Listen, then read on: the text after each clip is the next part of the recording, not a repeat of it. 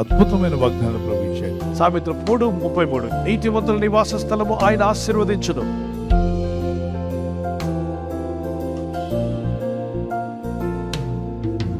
నీతిమంతుడిగా నువ్వు జీవిస్తానంటే నీ ఇల్లు, నీ నివాస స్థలంలో ఎక్కడ నివసించినా, అది అద్దె ఇల్లు అయినా, అది సొంత ఇల్లు అయినా, అది ఆశీర్వదించబడుతుంది. మనలో ఎవరు నీతిమంతులు? నీవు నమ్మిన, నేను నమ్మిన యేసుక్రీస్తు ప్రభు ఏమన్నాడు? నీతిమంతుడు. ఆయన నీతిమంతుని యొక్క రక్తం ఏమై ఉంది? నీతిమంతుని రక్తము. అయితే ఆ యేసుక్రీస్తుని నీ రక్షకుడిగా అంగీకరించి ఆయన రక్తంతో నా ఆత్మను, శరీరాన్ని, మనసును నేను కడగమని అడిగినప్పుడు, ఆ ప్రభు నా రక్షకుడిని అంగీకరించినప్పుడు, ఆయన పరిశుద్ధ రక్తము, ఆ నీతిమంతుని రక్తము నన్ను కడిగినప్పుడు నేను ఎవరినవుతాను? ఒక్క పాపమైనా చేయని వాడు ఎవరు? ఈ ప్రపంచంలో చాలా మత గ్రంథాలు ఉన్నాయి, చాలా మంది మత నాయకులు వచ్చారు, చాలా మంది గొప్పవారి లోకంలోకి వచ్చారు, జీవించారు. అన్ని మత గ్రంథాల్లో మీరు చదవండి. ఏ ఒక్కరైనా ఒక్క పాపమైన నాలో ఉంటే చూపించండి. ఏ ఒక్క పాపం కూడా నాలో లేదని ఆజ్ఞాపించి, శాసించి, ఛాలెంజ్ ఇచ్చిన ఒకే ఒక్కడు నజరేయుడైన యేసుక్రీస్తు ప్రభు మానవ జాతిలో. ఆయన నీతిమంతుని యొక్క రక్తమును నువ్వు ఆశ్రయించావు కనుక నువ్వు నీతిమంతునిగా మార్చబడ్డావు. మొదటి యోహాను పత్రిక 1:9 మన పాపములను మనం ఒప్పుకునే ఎడల ఆయన నీతిమంతుడు, నమ్మదగిన వాడు కనుక సకల దుర్నీతి నుండి మనల్ని పవిత్రులుగా చేస్తాడట. యేసుక్రీస్తును బట్టి మీరు నీతిమంతులయ్యారు. ఇప్పుడు నీతిమంతుని నివాస స్థలం ఏం చేయబడుతుంది? భక్తిహీనుల ఇంటి మీదకి యెహోవా శాపం వచ్చును, నీతిమంతుల నివాస స్థలము ఆయన ఆశీర్వదించును. భక్తి లేకుండా తిరిగే వాళ్ళ ఇంటి మీదకి ఏమొస్తుంది? అందుకే భక్తి లేకుండా జీవించొద్దు, భక్తి లేని మాటలు మాట్లాడొద్దు, భక్తి లేని స్నేహితులతో సహవాసం చేయొద్దు. వాళ్ళ ఇంటి మీదకి వచ్చే శాపం నువ్వెందుకు పంచుకుంటావు? వాళ్ళకి భక్తి లేదా? దేవుడంటే భయం లేదా? వాళ్ళకి దూరంగా ఉండు. వాళ్ళు తెలివైన వాళ్ళు అయి ఉండొచ్చు, నీకంటే మంచి ఉద్యోగాలు చేస్తుండడు, కానీ భక్తి భయం లేని వాడితో నువ్వు ఉంటే ఏదో ఒక రోజు శాపం వారి ఇంటి మీదకి వస్తుంది. వాడితో ఉన్నందుకు నీవు కూడా పంచుకోవాల్సి ఉంటుంది. కనుక భక్తిహీనులతో సహవాసం కట్ చేసుకోండి. బాగున్నారంటే బాగున్నారు, అంతవరకే. భక్తిహీనుని మీదకి వెతుక్కుంటూ వస్తుంట శాపం. భక్తులు యోబు యొక్క స్నేహితుల ద్వారా కూడా దేవుడు మంచి మాటలు పలికించాడు. 22-23 సర్వశక్తిని వైపు నీవు తిరిగిన ఎడల, నీ గుడారముల నుండి దుర్మార్గమును దూరముగా తొలగించుకొని ఎడల నీవు అభివృద్ధి పొందెదవు. హృదయము నీ ఆలోచనల్లో నుండి దుర్మార్గత, వ్యతిరేక తలంపులు, వ్యతిరేక ఆలోచనలు, నెగటివ్ తలంపులు, నెగటివ్ మాటలు, అత్తకి విరోధంగా కోడలు, కోడలికి విరోధంగా అత్త, భర్తకి విరోధంగా భార్య, భార్యకి విరోధంగా భర్త, అన్నదమ్ములకు విరోధంగా, అక్కజల్లికి విరోధంగా కక్ష, కోపం, ద్వేషం, అసూయ, ఇవన్నీ దుర్మార్గత కిందగా వస్తాయి. వీటిని మీ గుడారముల నుండి తీసివేయడానికి ప్రయత్నం చేయండి, నీ గుండెల్లో నుండి తీసివేయడానికి ప్రయత్నం చేయండి. నివాస స్థలం ఆస్వాదించబడ్డం అంటే ఏంటి? నీవు ఆస్వాదించబడ్డావు, నీ భార్య ఆస్వాదించబడ్డావు, నీ పిల్లలు ఆస్వాదించబడ్డావు, నీ కుటుంబం ఆస్వాదించబడ్డావు. నీ చేతుల కష్టార్జితం ఏదైతే కష్టపడుతున్నావో అది నీ ఇంట్లో నిలుస్తుంది. వ్యాపారం చేస్తున్నా, ఉద్యోగం చేస్తున్నా, నీ కష్టార్జితం రోడ్డు పాలు కాదు, అన్యుల పాలు కాదు. మోసగాళ్ళ చేతులకు పోకుండా దేవుడు కాపాడును గాక. దేవుని దృష్టికి యథార్థంగా బ్రతకడం ప్రారంభించారా, ఆయన మీ మీద శ్రద్ధ పెడతాడు. ఆయన శ్రద్ధతో మిమ్మల్ని చూశాడంటే మీకున్న అన్ని బంధకాలు తెగిపోయి మీరు వర్ధిల్లడం ప్రారంభిస్తారు. అంచెలంచెలుగా పైకి రాబోతున్నారు. అభివృద్ధిని ఇంటికి రాబోతుంది. దేవునికి స్తోత్రం కలుగును గాక. దేవుని యందు భక్తి కలిగి ఈ బైబిల్ చదివిన పిల్లలు ఎక్కడైనా దీవించబడ్డారా? ఈ బైబిల్ చదివిన వాళ్ళు పిల్లలు, లైట్ కనిపెట్టినాడు థామస్ అల్వా ఎడిసన్ ఏం చదివాడు? చిన్నప్పుడు ఈ బైబిలే చదివాడు. స్కూల్కు పనికిరావు పోవరా అని చెప్పి వాళ్ళ స్కూల్లో టీచర్ చెప్పింది, వీడు చదువుకు పనికిరాడు, వీడు హైపర్ స్టూడెంట్, వీడిని ఏ స్కూల్కి జాయిన్ చేయొద్దు, వీడు యూజ్లెస్ అని చెప్పి పేపర్ రాసి వాళ్ళ తల్లికి మీ అమ్మకిమ్మని చెప్పి పంపించింది. నువ్వు ఆ స్కూల్కి కాదు చదువుకే పనికిరావని చెప్పి పంపించింది. అది చూసుకున్న తల్లి కదా బలబలా ఏడ్చింది. అమ్మ ఎందుకు టీచర్ నా మీద చెడు చెప్పింది అంటే, లేదు నాన్న నువ్వు చాలా జ్ఞానం అంట, టీచర్ కంటే నీకు తెలివి ఎక్కువ ఉందంట, బుద్ధి ఎక్కువ ఉందంట, జ్ఞానం ఎక్కువ ఉందంట. అవునా? నువ్వు అసలు స్కూల్కి వెళ్ళాల్సిన అవసరమే లేదంటరా. అవునా?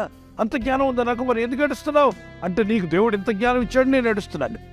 ఇక నుండి మరి నాకు టీచర్ స్కూల్ ఏదంటే, స్కూలు యేసయ్య, టీచర్ యేసయ్య, నీకు టెక్స్ట్ బుక్ బైబిల్ అని చెప్పింది. రోజు చదువుతూ రాస్తున్నాడు.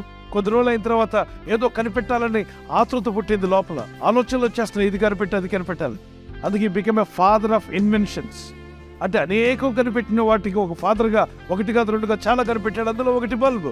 ప్రార్థించేయిల్లో ఎఫెసీ 6:18, మొదటి తెస్సలోనికై 5:17, మత్తయి 6:6, 7, లూకా సువార్త 11:9-11 వరకు, మరి మత్తయి సువార్త 21 నుండి 22 మార్క్స్ సువార్తలో కూడా 11:20-24 వరకు, మత్తయి సువార్త 18:20, లూకాసు వార్త 19:1-6 వరకు దేవుని సన్నిధిలో ప్రార్థించండి, పరిశుద్ధాత్మలో ప్రార్థన చేయండి. 1 కొరింథీ పత్రిక 14-15 కూడా దేవుని ఆత్మ బలంగా కార్యం చేయాలంటే ప్రార్థించండి. ఆత్మలో ప్రార్థించే వరకు ఉండండి. మీ ఇల్లు ప్రార్థించేలుగా ఉండాలి. కొర్నేలి ప్రార్థించాడు, కుటుంబం అంతా కూడా కలిసి. ఒక తీర్మానం కలిగి ఉండండి. ఆ తీర్మానం యెహోషువ అంటాడు, నేను నా ఇంటి వారము యెహోవాని సేవిస్తాను. ఇప్పుడు ఒక తీర్మానం చేసుకుంటాను, ప్రభువా క్రమం తప్పకుండా నేను కూడా ప్రార్థించాలనుకుంటున్నాను. ఒకవేళ తప్పిపోతే క్షమించమని అడుగు. ఆయన నీకు డాడీని అడుగు, క్షమించు డాడీ, నేను ఫలానా విషయంలో ఫెయిల్ అయ్యాను, please I want more strength అడగండి. God will give it to you. దేవుడు మీకు ఇస్తాడు. శాపం వచ్చేస్తాను భయపడొద్దు, ప్రార్థించండి, దేవుని దగ్గర మొరపెట్టండి. ప్రార్థన చేసుకుందాం. పరిశుద్ధమైన మా తండ్రి, నీ యందు నేను విశ్వాసం ఉంచున్నాను, నిరీక్షణ కలిగి ప్రార్థిస్తున్నాను. యేసయ్యా నీ సహాయం నాకు కావాలి, నీ సహాయం నాకు కావాలి ప్రభువా, నీ కృప నాకు కావాలి, నీ దయ నాకు కావాలి. నీవు శ్రద్ధ నిలుపు నాయనా, నా పైన శ్రద్ధ నిలిపి నాకు సహాయం దయచేయండి.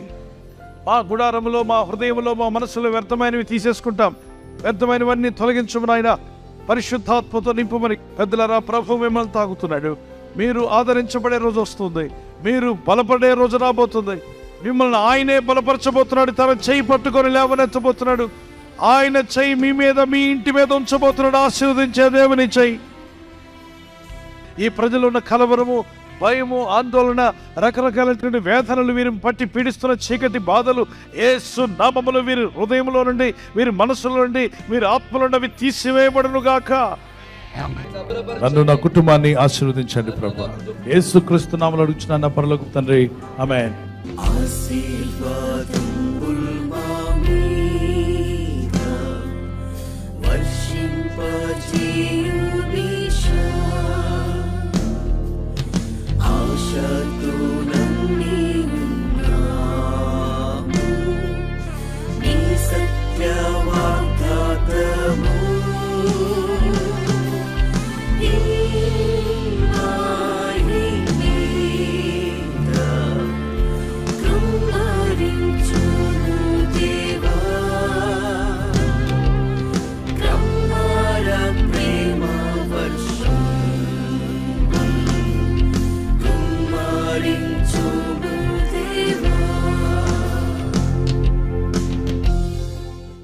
బర్త్డే జరుపుకునే వారికి happy birthday to you, many more returns of the day, God bless you. మీకు దేవుడు ఇచ్చినటువంటి వాగ్దానం ఇర్మియా 1:8 నిన్ను విడిపించుటకు నేను నీకు తోడై ఉన్నాను. As you enter into new year, నూతన సంవత్సరంలో ప్రవేశిస్తుండగా దేవునితో నడిచే జీవితం, ప్రార్థించే జీవితాన్ని ప్రభు యేసు నామములో మీకు దయచేయును గాక. God bless you with long life. మరి యానివర్సరీ జరుపుకునే వారికి happy wedding anniversary, many more returns of the day, God bless you. ప్రభు మిమ్మల్ని దీవించి బలపరిచి ఆయన రాకడ కొరకు మిమ్మల్ని సిద్ధపరచాలని ప్రార్థిస్తున్నాం. మరి భార్య భర్తకు లోబడాలి, భర్త భార్యను ప్రేమించాలన్న లేఖనాలు చాలా అద్భుతమైన విషయాలు దేవుడు చెప్పాడు. అలా జీవిస్తే మీ కుటుంబాలు కలిసి ఉంటాయి, ఆనందంగా మీరు జీవిస్తారు. సో మీకు దేవుడిచ్చిన వాగ్దానము, మీ ఫలము నిలిచిండుటకును నేను మిమ్మల్ని ఏర్పరచుకుని నియమించితనే. మీరు ఫలించి అభివృద్ధి పొందే రోజు వచ్చునుగాక.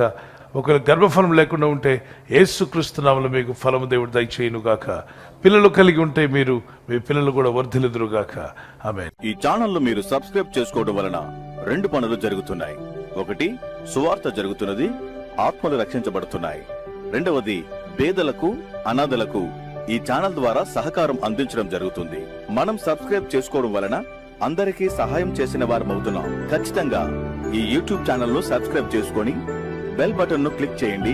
మీకు వెంటనే మెసేజెస్ పంపబడతాయి.